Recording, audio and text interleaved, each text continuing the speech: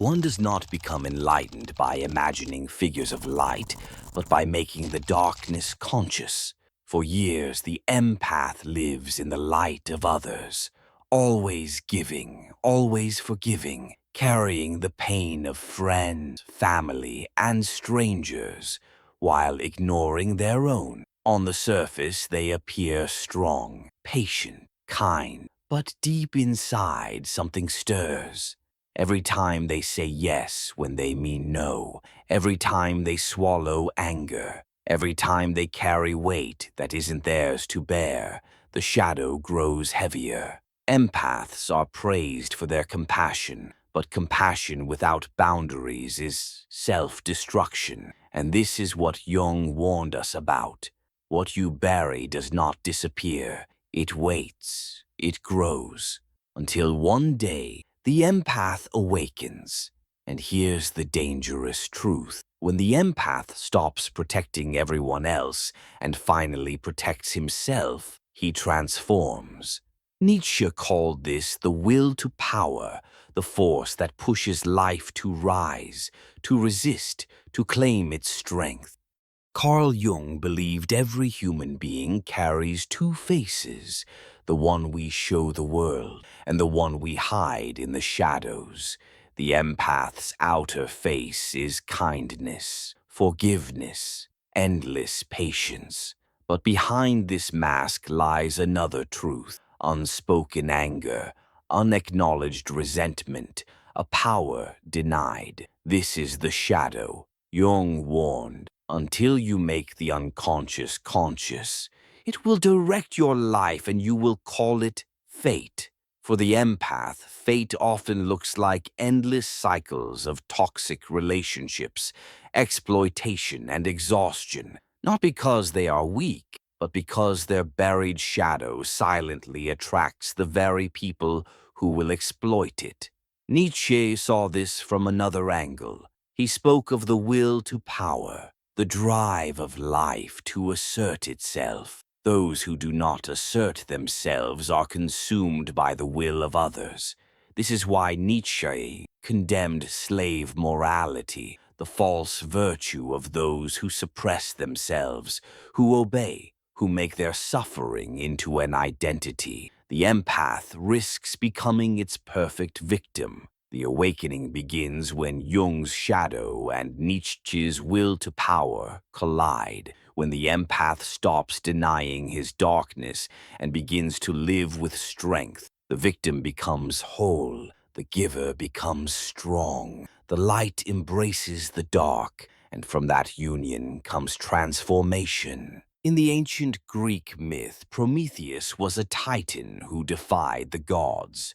While Zeus sought to keep humanity weak and dependent, Prometheus had pity for mankind. He stole fire from Olympus, the symbol of knowledge, of progress, of power, and gave it to humanity. With fire, men could cook food, forge weapons, and build civilizations.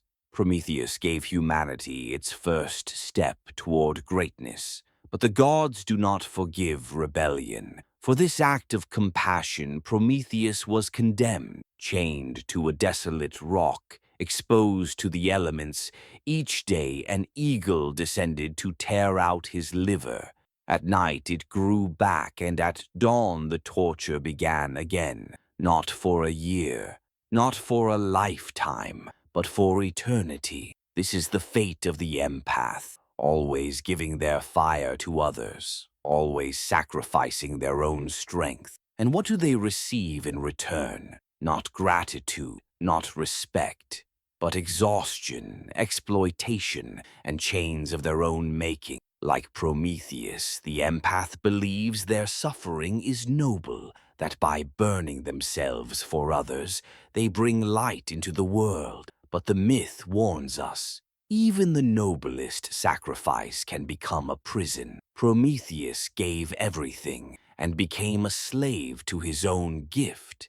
And the empath who never awakens faces the same destiny, chained by their own compassion, drained by those who take and never give back. But here is where philosophy transforms the story. Jung tells us that repression, the silencing of the shadow, cannot last forever. One day, the chains must break. Nietzsche reminds us that life itself demands resistance, that only by asserting the will to power can we rise above those who would use us. The empath's awakening is the moment Prometheus breaks his chains, not by giving away his fire endlessly, but by guarding it, mastering it, and carrying it forward as his own strength. So how does the empath awaken? 4 lessons, 4 steps. Number 1, stop confusing kindness with self-betrayal. We have been told that being good means always saying yes, always giving, always forgiving. But this is not goodness. Empathy without boundaries is self-destruction. Jung said, "The most terrifying thing is to accept oneself completely. To accept yourself means daring to say, 'My needs matter too,' to protect your own fire. If you never guard your flame, you will burn out in the dark while others walk away in the light you gave them. Awakening begins when you finally draw the line, when kindness is no longer weakness. Number 2, integrate the shadow. Every empath carries a hidden shadow, the anger they never show, the boundaries they never set, the words they never speak. Most spend their lives running from it, terrified of what it might reveal. But Jung warned, what you resist not only persists, but grows in size. Your shadow is not your enemy. It is the fuel you need. The moment you stop pretending to be only light and admit that you are both light and dark, you awaken. The shadow, once integrated, becomes your armor, not your prison. Number 3, embrace will to power.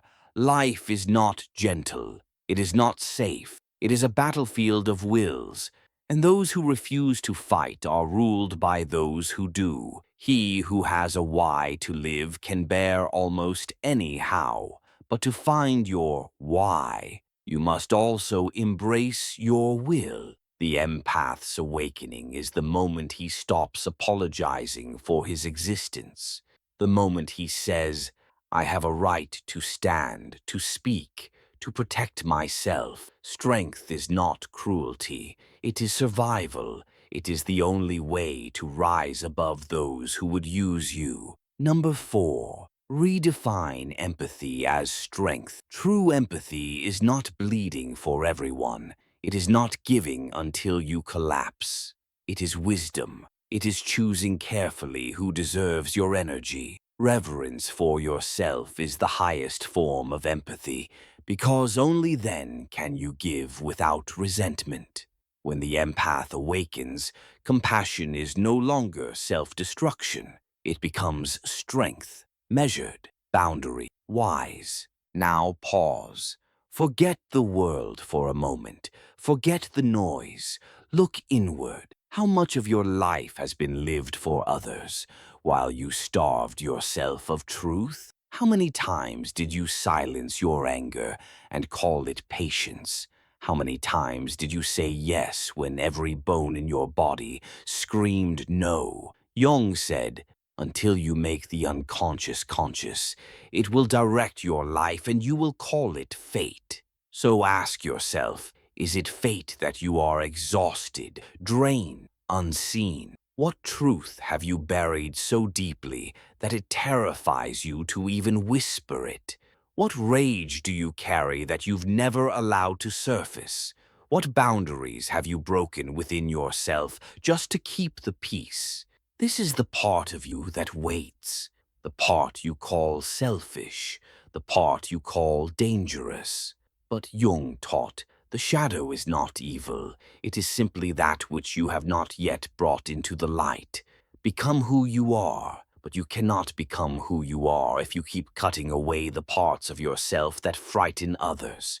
You cannot awaken if you keep abandoning yourself. The empath's awakening begins with one terrifying but liberating choice: to finally step into the darkness you've denied and claim it as your own. And when you do, you will realize that the shadow you feared was not a monster. It was your power waiting all along.